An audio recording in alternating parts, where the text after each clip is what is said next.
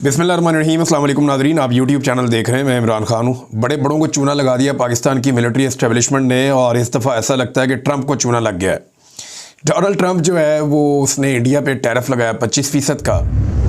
और पाकिस्तान के बारे में डोनाल्ड ट्रंप ने कहा जी पाकिस्तान में तेल के बहुत बड़े बड़े ज़खायर हैं और यहाँ से हमने तेल निकालना है, और हम कंपनी फ़ाइनल कर रहे हैं कि कौन सी कंपनी पाकिस्तान में जाके तेल निकालेगी, और हो सकता है कि मुस्तकबिल में इंडिया पाकिस्तान से तेल ख़रीद रहा होगा।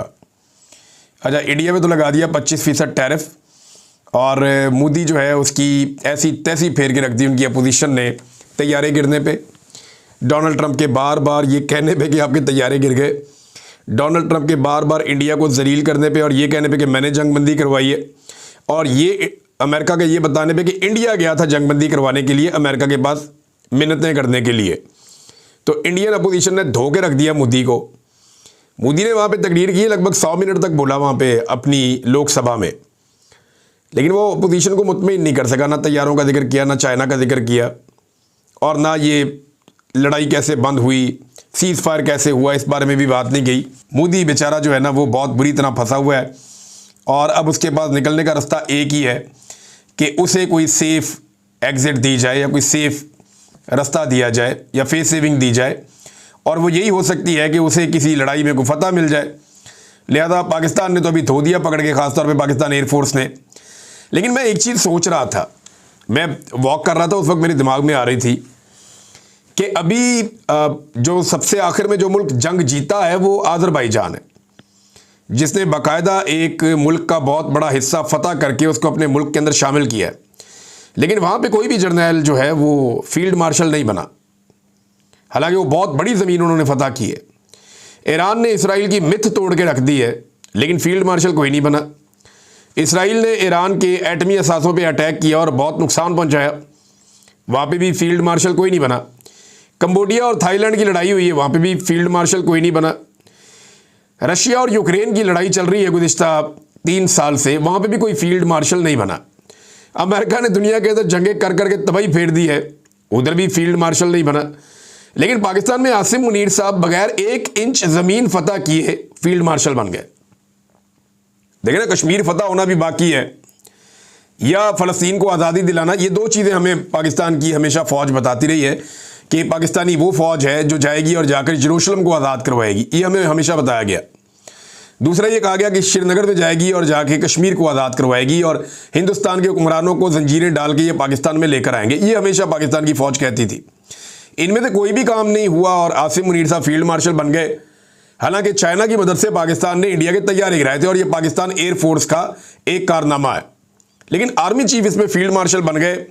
हालांकि कुछ हमारे टाउट ऐसे दोस्त हैं जो कह रहे थे कुछ 400 के करीब चौकियाँ मकबूजा कश्मीर में ये दावे कर रहे थे कि फ़तह कर ली हैं, और पाकिस्तानी फ़ौज बहुत अंदर तक कई किलोमीटर तक मकबूजा कश्मीर के इलाके फ़तह कर चुकी है। एक भी चौकी का विजिट अभी तक नहीं करवाया गया, 1 इंच ज़मीन भी पाकिस्तान ने हासिल नहीं की, लेकिन फील्ड मार्शल बन गए। बहरहाल चले, अच्छी बात है, एक ओहदा मिल गया, और ओहदा मुबारक। कौम ने ये भी देखना था, कौम ने ये भी देख लिया। लेकिन सवाल ये पैदा होता है कि पाकिस्तान में तेल कहाँ से निकल आया। यानी पाकिस्तानियों को तो चूना लगता रहा 78 साल से, दुनिया को भी लगता रहा, अमेरिकन कई दफ़ा बेवकूफ़ बने।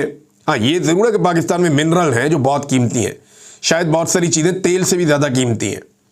बहुत सारे पत्थर हैं, बहुत सारी धातें हैं, बहुत सारे रेयर अर्थ मिनरल्स हैं, मार्बल है, बड़ा दुनिया का आला क्वालिटी का, टॉप क्वालिटी का मार्बल है। जो बाजोड़ जहाँ पे ऑपरेशन हो रहा है, यहाँ पे तो मादनियात के भंडार है वज़ीरिस्तान में। तो ये तो हम मानते हैं कि ये है, लेकिन तेल पाकिस्तान में कहाँ निकला है इसके बारे में अभी मुझे हैरत है। और इतने बड़े ज़खायर हैं कि अमेरिकन कंपनियों को अब कहा जा रहा है, डोनाल्ड ट्रंप ये अनाउंस कर रहा है, लगता है कि पाकिस्तानी एस्टेब्लिशमेंट ने ट्रंप को भी चूना लगा दिया। यानी इस तेल के पीछे ये इराक गए थे।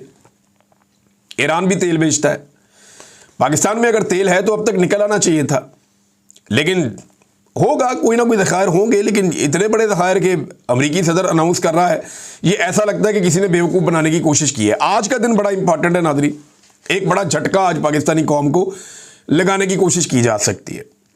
खबर यह है कि आज 31 जुलाई है, और कौमी असम्बली और सेनेट दोनों के जो अपोजिशन लीडर हैं उनको आज सज़ा हो सकती है दहशतगर्दी की अदालत से, फैसलाबाद से। और ये अकेले नहीं हैं, इसके अंदर कोई 8 MNAs हैं। उमर अयूब साहब बतौर अपोजिशन लीडर हैं, 8 MNAs हैं, उनके साथ कोई 6-7 MPAs हैं। फिर इसमें एक सेनेटर हैं जो सेनेट में अपोजिशन लीडर हैं, शिबली फराज साहब, उनका भी नाम है। फवाद चौधरी साहब भी इन्हीं केसेस के अंदर है, 3 मुकदमात हैं। कमल शोजब भी इन्हीं मुकदमात के अंदर है। तो ये 9 मई के मुकदमात हैं, इनमें कुछ 250 से ज़्यादा लोगों को आज के दिन में फैसला सुनाने जा रही है दहशतगर्दी की अदालत। और ये जनाब फैसला होगा कहाँ पे? ये फैसलाबाद में होगा। अच्छा, इसी के हवाले से एक खबर और है कि शिबली फराज ने भी लेटर लिखा और उमर अयूब ने भी लेटर लिखा। इन दोनों ने लेटर लिखा chief justice of Pakistan Yahya Afridi को कि जनाब हमारे साथ ज्यादती हो रही है, ये किस तरह के मुकदमा चल रहे हैं, ना कोई सबूत ना कोई गवाही, झूठ चुताली, और बात कोई सुनता ही नहीं है जज। आधी आधी रात को ट्रायल चल रहा है, ऐसा लगता है कि बहुत जल्दी है सिस्टम को हमें जो है वो सजा देने की और उसके बाद नाअहल करके हमारी सीटों पे इलेक्शन करवाने की। तो इन्होंने बताया कि ये ज्यादती हो रही है, ट्रायल नहीं हो रहा। तो इस पे चीफ जस्टिस याह्या अफरीदी ने उमर अयूब खान से रब्ता किया और 9 मई मुकदमात पर तहफ़्फ़ुज़ात से मुताल्लिक ख़त का नोटिस लिया और उमर अयूब साहब से अब ये जो है मुलाकात करेंगे पेशावर में, क्योंकि कुछ लोग ये कह रहे हैं कि उमर अयूब साहब इस्लामाबाद में मुलाकात से उन्होंने गुरेज़ किया, वो वहाँ नहीं करना चाह रहे, लिहाजा पेशावर में एक मुलाकात होगी उमर अयूब साहब की चीफ जस्टिस ऑफ पाकिस्तान से। तो क्या चीफ जस्टिस इंसाफ दे पाएंगे? तो मेरा सिंपल जवाब यह है कि टाइम को धुलवा सकते, इंसाफ नहीं दे सकते, क्योंकि जिस तरह वो आए हैं उनका आना ही एक बहुत बड़ी नाइंसाफ़ी है कि जस्टिस मंसूर अली शाह साहब की जगह आके वो बैठ गए, फिर उनके पास इख्तियारात भी कोई नहीं है। अब एक और जो इम्पॉर्टेंट चीज़ मैं आपके सामने रखता हूँ, एक तो ये फैसले PTI के खिलाफ हो जाएंगे और हुकूमत क्या कर रही है, एक्चुअली ये एस्टेब्लिशमेंट है जो कर रही है, ये पाकिस्तानियों को मायूस करना चाहते हैं। लेकिन इमरान खान ने पाकिस्तान की एस्टेब्लिशमेंट के साथ एक टेस्ट मैच शुरू कर दिया है। पहले शायद इमरान खान को जल्दी होती थी या उनकी पार्टी को जल्दी होती थी कि इमरान खान को फौरी तौर पे बाहर निकाला जाए, ये वाला मामला किया जाए, यहाँ पे अपील की जाए, ये वाला मुकदमा लड़ा जाए, फलां एहतजाज को तेज़ किया जाए। लेकिन इमरान खान साहब को अब जल्दी कोई नहीं है। ऐसा लगता है कि इमरान खान साहब ने अपने आप को बड़ी अच्छी तरह एडजस्ट कर लिया और कन्विंस कर लिया है कि मैं अब इस निज़ाम के साथ एक लंबी लड़ाई लड़ूंगा। और एक टेस्ट मैच इमरान खान और मौजूदा पाकिस्तानी मिलिट्री एस्टेब्लिशमेंट के दरमियान शुरू हो गया। अब ये जो टेस्ट मैच है, इसमें अभी तो 2 महीने का एक प्लान आया कि एहतजाज अभी शुरू होगा, 5 अगस्त को पीक पे जाएगा, उसके बाद फिर क्या क्या होगा, किस किस मरहले से गुजरेगा, ये पूरा एक कंप्रीहेंसिव प्लान है पाकिस्तान तहरीक इंसाफ के पास। इनके लोग गिरफ्तार भी होंगे, लोग निकला करेंगे, एहतजाज किया करेंगे, ये निज़ाम नहीं चलेगा इस तरह। देखिए होता क्या है कि हुकूमत की कोशिश है किसी तरह निज़ाम चले। एक साहब गिरफ्तार होकर आए, वो इंटरव्यू दे रहे थे, यानी गिरफ्तार क्या हो गया, लापता होकर ही आए, और वो बात कर रहे थे शाकिर रेवान साहब के साथ। तो उन्होंने कहा जी देखें, मुझे कहा गया कि अगर गलत लड़के लड़की की भी शादी हो जाए ना तो फिर भी वो रिश्ता निभाना पड़ता है, चलाना पड़ता है, हम तो इनको हुकूमत दे चुके हैं, अब जो भी है टाइम तो गुजारना पड़ेगा। यानी इस तरह की बातें भी की जाती हैं। तो ये हुकूमत को अब धक्का लगा रही है एस्टेब्लिशमेंट, लेकिन ये इसका बोझ कब तक उठाएंगे, ये बहुत बड़ा प्रॉब्लम है। ऐसा लगता है कि दोनों एक दूसरे के खिलाफ होना शुरू हो गए और इसका आगाज सहाफ़ियों की जानिब से हो गया है कि जो एस्टेब्लिशमेंट के सहाफ़ी हैं वो PDM के ऊपर मलबा डालते हैं और जो PDM की जमातों के सहाफ़ी हैं वो एस्टेब्लिशमेंट में मलबा डालते हैं। ये सिलसिला अब शुरू हो चुका है और इसमें एस्टेब्लिशमेंट ने अब बाजू में रोड़ना शुरू करने हैं PMLN और पीपल्स पार्टी के भी बहाने से। तो ये चीज़ें आप आने वाले दिनों में देखेंगे। देखिए इमरान खान साहब ने टेस्ट मैच की बुनियाद रख दी है क्योंकि उनके पास ये इन्फॉर्मेशन है कि मौजूदा हुकूमत और एस्टेब्लिशमेंट के पास मईशत चलाने का कोई प्लान नहीं है। पाकिस्तान दुनिया का वो मुल्क बन गया है जहाँ से सबसे ज़्यादा लोग पाकिस्तान छोड़कर चले गए हैं। कोई मुल्क से जाने वाले लोग जो हैं जिन्होंने अपने मुल्क को अलविदा किया, उनमें नंबर 1 पे पाकिस्तान है पूरी दुनिया में। आबादी में हम नंबर 1 नहीं है, बहुत नीचे है, लेकिन हम दुनिया में नंबर 1 हैं जो लोग मुल्क छोड़कर चले गए। और सर्वे करवा ले, हर आदमी मुल्क छोड़ना चाहता है, कोई पाकिस्तान में सरमायाकारी नहीं कर रहा। तो अदम एतमाद है एक बहुत बड़ा पाकिस्तान में और मार्केट जो है मकामी वो तबाह हो चुकी है, मुकम्मल तबाही का शिकार है। और इस एस्टेब्लिशमेंट के पास किसी किस्म का कोई भी माशी प्लान नहीं है। हाँ ये ज़रूर है कि जो एस्टेब्लिशमेंट में बैठे हुए कुछ लोग हैं वो दिहाड़ियाँ लगा रहे हैं। जैसा कि आपको याद होगा कि जावेद लतीफ़ साहब ने कहा था कि एजेंसियों के कुछ लोगों ने इलेक्शनों में दिहाड़ियाँ लगवाईं और उन्होंने लोगों से पैसे ले लेकर सीटें बांटी हैं और जिन्होंने पैसे नहीं दिए उनको सीटें नहीं दी गई। लिहाजा अब जो ज़िमनी इलेक्शन इतने बड़े पैमाने पर करवाने की तैयारी हो रही है, जो इतलात आ रही है पाकिस्तान से, उनमें तो ये है कि लोग वोट डालेंगे इमरान खान साहब को, लेकिन उम्मीदवार जितवाया जाएगा वो जो पैसे भर के आएगा। और कीमत रख दी गई है जनाब, कौमी असम्बली की सीट और सूबाई असम्बली की सीट की ये कीमत है, इतना पैसा आप पहुंचा दें फलां बंदे को और उसके नतीजे में आपको फॉर्म 47 जारी करवा दिया जाएगा। तो यहां पे लोग अपनी जेबें और अपने अकाउंट्स भरेंगे, अपने जाली अकाउंट्स को भरेंगे। लेकिन इंटरेस्टिंग चीज़ मैं आपको बताता हूं जो बहुत ही इंटरेस्टिंग है, ये जो मर्जी कर ले अल्टीमेटली इनको शिकस्त होनी है। अभी जो अफसरान अपनी ट्रांसफ़र पोस्टिंग के पैसे भरते हैं ना कई लोग, ये हमेशा से पाकिस्तान में सिलसिला चलता है। अफसरान ने पैसे भरने बंद कर दिए, अब वो कोई पोस्टिंग और ट्रांसफ़र लेने को तैयार नहीं, काम ही रुका हुआ है। देखिए ना, अफसरान की जेबें भी तब भरती हैं जब कोई काम चल रहा हो। ब्यूरोक्रेसी की मौज तब होती है जब मुल्क के अंदर मईशत का साइकिल चल रहा हो, फिर उनकी मौज होती है। अब मईशत का साइकिल चल नहीं रहा तो लोग अब ट्रांसफ़र पोस्टिंग के लिए भी पैसा खर्च नहीं कर रहे। दो चार चीज़ें मुझे पता चली कि फ़लाँ पोस्ट के लिए फ़लाँ बंदा पैसे भरना चाह रहा था लेकिन उसने इनकार कर दिया, जी मैं नहीं। और लोगों को ये भी पता है कि हमें 3 साल के लिए तैनात किया जाएगा और पता चले कि दूसरे महीने पाकिस्तान में इनकलाब आ गया है या लोग गले पड़ गए एस्टेब्लिशमेंट के और सारा निज़ाम बदल गया है, तो मैं 3 साल के पैसे भर के फौरी तौर पर फारिग हो जाऊँ तो मेरे पैसे कौन भरेगा। तो ये इस तरह के मामला पाकिस्तान में एक बेयकीनी की सूरत हाल है जो चल रही है। अली अमीन गंडापुर साहब ने गुज़िश्ता 72 घंटे अगर आप उनके देखें तो उनके अगर आप बयानात निकालें तो वो बैक वक्त अलग अलग बातें कर रहे हैं। यानी वो एक ही वक्त में ऑपरेशन के साथ भी हैं, सेम टाइम में वो मिलिट्री ऑपरेशन के ख़िलाफ़ भी हैं, सिक्योरिटी एजेंसियों को दहशतगर्दों का मददगार भी कहते हैं और फिर उनकी तारीफ़ भी करते हैं। फिर वो फ़ौज के इख्तियारात महदूद करने की बात भी करते हैं।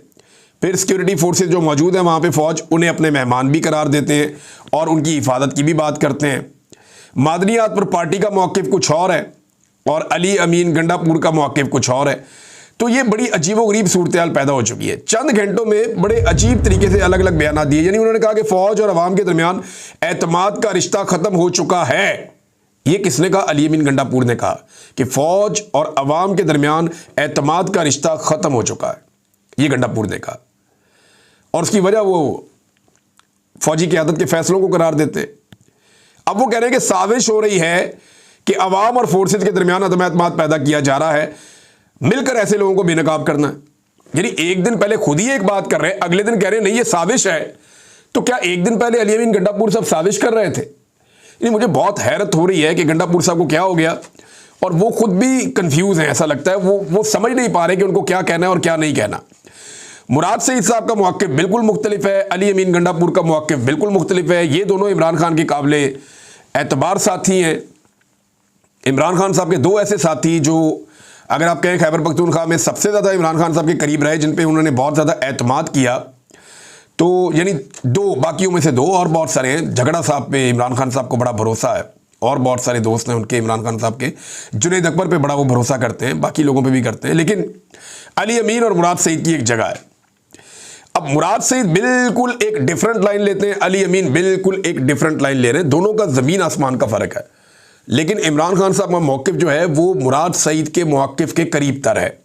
मुराद सईद ने कहा, मेरे पाकिस्तानियों, आपको अंदाज़ा नहीं कि वाटर गोलों, गनशिप, हेलीकॉप्टरों और ड्रोन्स के साए में अमन की आवाज़ उठाना कितना मुश्किल है। बंदूक की नाली के सामने अदम तशद्दुद का नारा बुलंद करने के लिए कितनी जुर्रत दरकार होती है। बाजोड़ के अमन के लिए निकलने वालों को सलाम। अमन के लिए मुत्तहिद करने वाले बगैर इश्तिहार और बैनर पोस्टर के मुहिम कैसे चलाते हैं? जब रियासत ही अमन के बजाय जंग का फैसला कर चुकी हो तो फिर जंग रोकना और अपने घर बचाना कितना मुश्किल टास्क है। इसलिए आप सबसे दरख्वास्त है कि अमन का साथ दो और जो साथी ये मुश्किल तरीन काम कर रहे हैं उनकी आवाज़ बनो। अगर ये कामयाब हो गए तो इनकी कोशिश आपके घरों को भी इस आग से बचा लेगी जिसकी तपिश ने हमारे घर राख कर दिए थे, तो झुलसे आपके आंगन भी थे। ये उन्होंने बताया कि जिरगों का क्या मामला है और इससे पहले कौन कौन से तरीक़ों से लड़ाइयाँ पाकिस्तान के ऊपर मुसल्लत की गई आवाम के ऊपर, और अब किस किस तरीके से जिरगों का उन्वान देकर क्या क्या हरकतें की जा रही हैं, और सेफ हाउसेज के अंदर किस तरह 5 अफराद ने मिलकर मीडिया को जिरगे के टिकट जारी करवा दिए कि जनाब जिरगा हो गया है। तो अमन तहरीक के ऊपर उन्होंने जोर दिया। फिर उन्होंने कहा कि लाखों लोगों की मौजूदगी में बीच चौक गूंज रहा है जो बयानिया है अवाम का कि ऑपरेशन नामंजूर, डॉलरी जंग नामंजूर, वसाइल पर कब्ज़ा नामंजूर, नया तजर्बा नामंजूर। कौम नोट कर ले कि जो है कौम को अब ये कोशिश करनी पड़ेगी। मुश्किल तरीन हालात में हमने तहरीक चलाई है और अभी तहरीक चलानी है। साथ उन्होंने कहा कि इमरान खान का मौक़िफ़ वाज़ेह है कि उनके नाम पर आपको वोट मिला है, इसलिए वाज़ेह तौर पर बता दूं कि अमन पर कोई समझौता नहीं, कौम पर कोई समझौता नहीं। शानदाना गुलजार साहिबा ने भी एक स्टेटमेंट दिया है। ये बड़ा सख्त उनका स्टेटमेंट है शानदाना गुलजार का, और उनका जो दावा है ना, ये बड़ा खौफनाक दावा है। उन्होंने कहा कि जनरल बाजवा ने स्वात सर्किट हाउस में डॉक्टर अमजद के पास अपने लोग भेजे और ये पैगाम दिया या ये कहा कि इमरान खान को पाकिस्तान में और खैबर पख्तूनख्वा से ख़त्म करने का एक ही तरीका है कि तालिबान को दोबारा से सूबे में वापस ले आओ 3 साल के लिए। ये शानदाना गुलजार ने इंकशाफ किया। देखिए, अब ये जो गंदे कपड़े हैं ना, ये खुद ही उस वक्त की मिलिट्री एस्टेब्लिशमेंट ने किए थे। इमरान खान साहब के दौर में जब इसके ऊपर मीटिंग हुई, जब ये फार्मूला बाजवा साहब ने दिया कि तालिबान को वापस लाकर बसाना चाहिए, मामलात को नॉर्मलाइज करना चाहिए, तो इमरान खान साहब की पार्टी के अंदर इसको हुकूमत ने इसके ऊपर मीटिंग की और फैसला ये हुआ कि ऐसा नहीं किया जाएगा, इसके ऊपर मज़ीद मुशावरत होगी और इसकी मुखालफत बड़े पैमाने पर उसके अंदर हुई। लिहाजा इस सिलसिले को रोक दिया गया। बाद में पाकिस्तान तहरीक इंसाफ की हुकूमत को रिजीम चेंज के जरिए तब्दील करके पीडीएम की जमातों को लाकर बिठा दिया गया। फिर इसके ऊपर दोबारा मीटिंग्स हुई। अब एक बड़ा ज़बरदस्त एक दावा किया पाकिस्तान तहरीक इंसाफ ने। वो ये कहते हैं कि आप लोग सारे ये कहते हैं कि इमरान खान ने दहशतगर्दों को लाने का फैसला किया था, तो उसने कहा ठीक है, आप मिनट्स निकाल दें उन मीटिंग्स के। जो मिनट्स इमरान खान के दौर में मीटिंग हुई थी उसके भी निकाल लें, आपके पास है ना, हुकूमत आपके पास है, और जो आपके दौर में मीटिंग हुई थी उसके मिनट्स भी निकाल लें, और दोनों को पढ़ के आप देख लेंगे किसने फैसला किया और किसके फैसले के बाद तालिबान पाकिस्तान आए या दहशतगर्द ग्रुप जो हैं वो पाकिस्तान वापस आए, इनको कौन लेकर आया। तो गंडापुर साहब ने नाज़रीन मना किया था कि अब कर्फ्यू नहीं लगाया जाएगा। दफ़ा 144 का